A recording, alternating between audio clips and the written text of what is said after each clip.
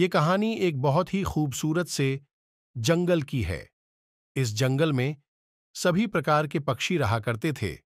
जंगल के सभी पक्षी आपस में दोस्तों की तरह रहते थे। जंगल में एक टूनी चिड़िया अपनी बेटी कोमल चिड़िया और अपने पति मानव चिड़े के साथ रहती थी। टूनी चिड़िया बहुत ही ज्यादा समझदार थी। टूनी चिड़िया के बाजू में ही एक कालू कौवा भी रहता था। वह कालू कौवा हमेशा ही साजिश करता रहता था और अपनी हरकतों से सभी पक्षियों को खूब परेशान किया करता था। बस इसी वजह से ही जंगल का कोई भी पक्षी कालू को बिल्कुल पसंद नहीं करता था। कोमल चिड़िया की कुछ दिनों पहले ही जंगल में एक सोनी चिड़िया नई नई दोस्त बनी थी। इसीलिए आज कोमल चिड़िया और सोनी चिड़िया अपने घर के बाहर जंगल में खेल रहे होते हैं और उनके पास काफी ज्यादा खाने पीने का सामान भी होता है। बस यही सब कुछ देखकर कालू अपने मन ही मन सोच रहा होता है। खाने पीने की चीजें देखकर कालू के मुंह में पानी आ रहा होता है। वही वाह, इन छोटे बच्चों के भी क्या मजे है। देखो कैसे मजे से आइसक्रीम खा रहे हैं। मेरा बचपन तो ऐसे ही गुजर गया था। मेरा तो बस नहीं चल रहा कि मैं इनकी आइसक्रीम छीन कर खा जाऊं। अब मुझे कोई ना कोई योजना बनानी होगी इसके लिए। ये लोग तो रोज ही यहां पर खाने पीने का सामान लेकर खेलने आते हैं। फिर अब कोमल चिड़िया और सोनी चिड़िया अपने अपने घर चली जाती है। अब कालू कौवा जहां पर कोमल चिड़िया और सोनी चिड़िया बैठी हुई होती है वहां पर आ जाता है। वहां पर आकर वे देखता है तो उसको एक वृक्ष के अंदर काफी ज्यादा जगह दिखती है। यह जगह देखकर कालू कौवा सोचने लगता है, इसमें तो अच्छी खासी जगह है। मैं इसके अंदर आराम से छुपकर बैठ सकता हूं। अब मैं एक काम करूंगा, रोज सुबह जल्दी उठकर इस वृक्ष के अंदर छुपकर बैठ जाऊंगा और कोमल चिड़िया और सोनी चिड़िया को और बाकी जंगल के सभी पक्षियों को आते जाते डराऊंगा। सब समझेंगे इस वृक्ष से आवाज आ रही है, इस वृक्ष के अंदर भूत है। फिर मैं सबसे उनका सामान मांगूंगा। रात हो जाती है और कालू कौवा अपने घर पर सो जाता है। अब अगले दिन सुबह जल्दी उठकर उस वृक्ष के अंदर छुप जाता है। जब कोमल चिड़िया और सोनी चिड़िया रोज की तरह खाने पीने का सामान लेकर उस वृक्ष के पास आकर बैठते हैं, कालू की आवाज उस वृक्ष से आने लग जाती है। सुनो भाई पक्षियों, आज तुम लोग जो भी सामान लेकर आए हो वो सारा सामान यहीं पर ही रखकर चले जाओ। अरे सोनी चिड़िया, जहां पर कोई भी नहीं है, फिर ये आवाज कहां से आ रही है? अरे मुझे तो लग रहा है कि ये आवाज इस वृक्ष से आ रही है। बिल्कुल सही समझी हो तुम। अगर तुम चाहती हो कि मैं तुम दोनों को ना पकड़ूं तो तुम दोनों अपना सारा सामान यहां पर रखकर यहां से चले जाओ।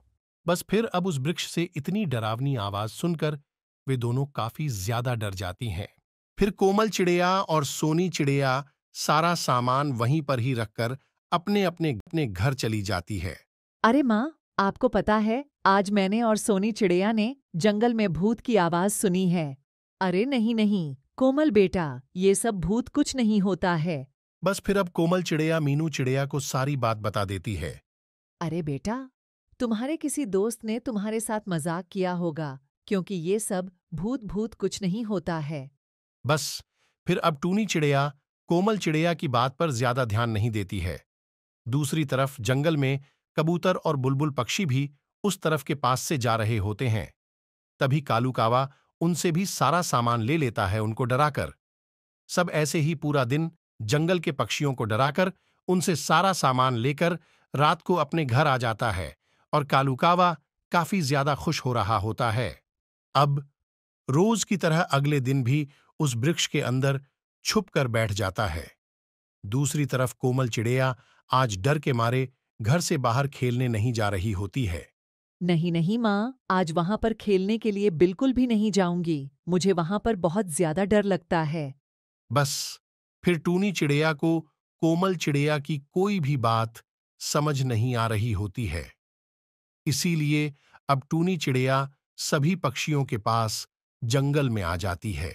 अरे नहीं नहीं टूनी चिड़िया, ये कोमल चिड़िया बिल्कुल सही कह रही है।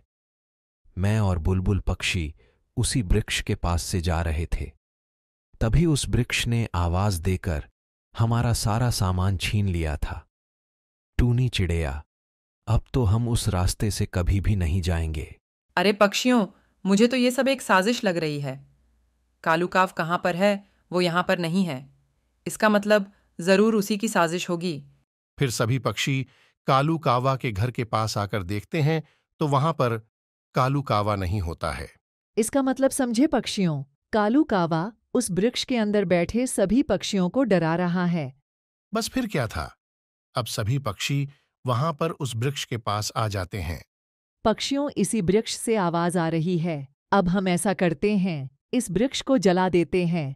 हाँ टूनी चिड़िया, बिल्कुल सही कह रही हो तुम। इस वृक्ष ने बहुत ज्यादा परेशान कर दिया है। चलो हम इस वृक्ष को जल्दी से जला देते हैं। बस अब वृक्ष को जलाने का सुनकर कालू कौवा फौरन से डर के मारे उस वृक्ष से बाहर आ जाता है। अरे पक्षियों, आप लोग वृक्ष क्यों जला रहे हो? आप सब लोग मुझे माफ कर दो। मैं ही था इस वृक्ष के अंदर और मैं ही आप सबको परेशान कर रहा था। देख लिया पक्षियों, कैसे चोर खुद ही सामने आ गया है। अब इसे माफी नहीं, अब तो इसे पिटाई मिलनी चाहिए। बस फिर अब सभी पक्षी मिलकर उस कालू काव की खूब धुलाई करते हैं। अब मार खाने के बाद कालू काव फौरन से जंगल छोड़ कर चला जाता है। अब ऐसे ही जंगल में सब कुछ दोबारा से ठीक हो जाता है। अब कोमल चिड़िया और सोनी चिड़िया दोबारा से उस वृक्ष के पास रोजाना खेलने आने लगती हैं। यह कहानी बहुत ही बड़े और सुंदर जंगल की है। इस जंगल में सभी प्रकार के पंछी रहते थे। जंगल में टूनी चिड़िया अपनी पति मानो चिड़े के साथ रहती थी। टूनी चिड़िया और मानो चिड़े का एक बच्चा था। उनके घर के पास ही कालू कौवे का भी घर था। कालू कौवा अपनी पत्नी नेहा कौवी के साथ रहता था। कालू कौवे का दोस्त मानो चिड़ा था। मानो चिड़ा और कालू कौवा वे दोनों मिलकर शराब पिया करते थे। इसी वजह से टूनी चिड़िया बहुत परेशान रहती थी, क्योंकि मानो चिड़ा टूनी चिड़िया और बच्चे का जरा भी ध्यान नहीं दिया करता था। कुछ दिनों से जंगल में काफ़ी ज़ोरों से बारिश लगी होती है। टूनी चिड़िया मानो चिड़े से कहती है, मानो चिड़े, ये देखो मेरे पास कुछ पैसे पड़े हैं। ये पैसे मैंने कुछ अनाज लाने के लिए रखे हुए थे। इसे ले जाओ और भोजन का सामान ले आओ। और हाँ, सामान लेकर ही आना, शराब पीकर मत आ जाना। हाँ हाँ टूनी चिड़िया, सामान लेकर ही आऊँगा, कोई नशा नहीं करूँगा। अब ऐसा कहकर मानो चिड़ा उस बारिश में निकल जाता है। अब रास्ते में उसे कालू कौवा मिल जाता है।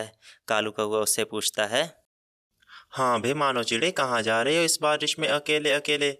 क्या शराब पीने जा रहे हो? अरे नहीं नहीं कालू भैया, मैं तो भोजन का सामान लेने जा रहा हूँ। ये सारे पैसे टूनी चिड़िया ने मुझे भोजन का सामान लाने को दिए हैं। अच्छा, तो फिर क्या आज तुम इतने अच्छे मौसम में मेरे साथ नहीं चलोगे? अरे नहीं नहीं, मैं तो तुम्हारे साथ जरूर जाऊंगा और टूनी चिड़िया को तो मैं कुछ भी बहाना लगा दूंगा। बस फिर क्या था, कालू कौवा और मानो चिड़ा वे दोनों शराब पीने के लिए निकल जाते हैं। दूसरी तरफ टूनी चिड़िया मानो चिड़े का घर पर इंतज़ार कर रही थी। इंतज़ार करते करते सोच रही होती है, अरे ये मानो चिड़ा कहाँ पर रह गया? इसे तो मैंने कहा भी था कि कहीं और मत जाना, सामान लेकर सीधे घर पर आ जाना। इतने में मानो चिड़ा शराब की हालत में घर वापस आ जाता है। अरे मानो चिड़े, कहाँ चले गए थे? इतनी देर क्यों हो गई तुम्हें? और लाओ जल्दी से सामान जो मैंने तुम्हें लाने को कहा था। अरे भाई, कौन सा सामान? मैं तो तुम्हारे दिए पैसों से शराब पी कर आ गया हूँ। ये क्या किया तुमने मानो चिड़े? बारिश में कोई काम भी नहीं चल रहा, जो पैसे बचे थे उनसे तुमने शराब पी लिया। अरे बस बस भाई, ज़्यादा मत सुनाओ मुझे। इससे अच्छा तो मैं घर वापस आता ही नहीं। पता नहीं मैं वापस क्यों आ गया।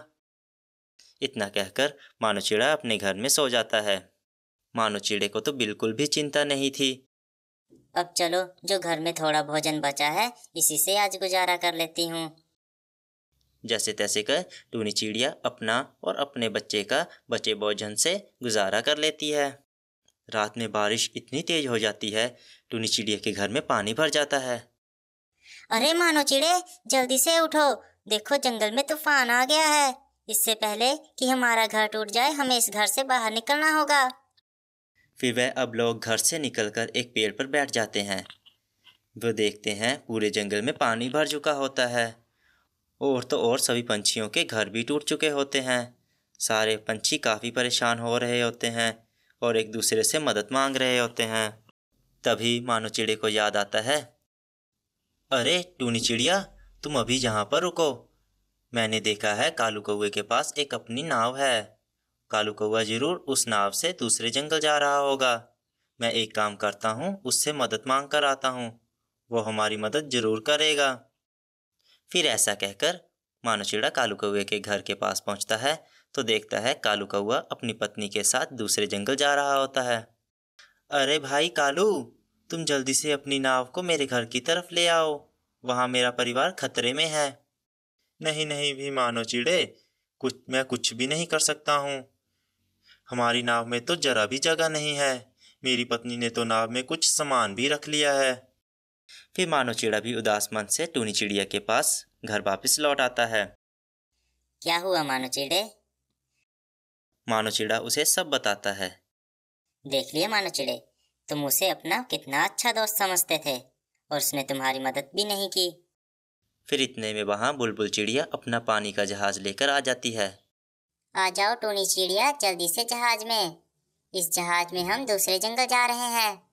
फिर टूनी चिड़िया और मानो चिड़ा अपने बच्चे को लेकर उस जहाज में दूसरे जंगल चले जाते हैं। उस जंगल में जाकर टूनी चिड़िया को एक पुराना घर मिल जाता है। वे वहाँ रहने लगते हैं। मानो चिड़ा टूनी चिड़िया से कहता है, टूनी चिड़िया, मुझे अपनी गलती का एहसास हो गया है। मैं उस कालू कौवे को अपना अच्छा दोस्त समझता था, लेकिन वो मेरा इस्तेमाल करता था। वो मेरा बिल्कुल भी अच्छा दोस्त नहीं था। आज तो उसने मेरी मदद भी नहीं की। मैं तो बस उसके साथ शराब ही पीता रहा। हाँ, अच्छा हुआ मानो चिड़े कि तुम्हें जल्दी ही सारी बातें समझ आ गई, वरना अगर देर हो जाती तो पता नहीं क्या हो जाता। मानो चिड़े को अपनी गलती का एहसास हो जाता है।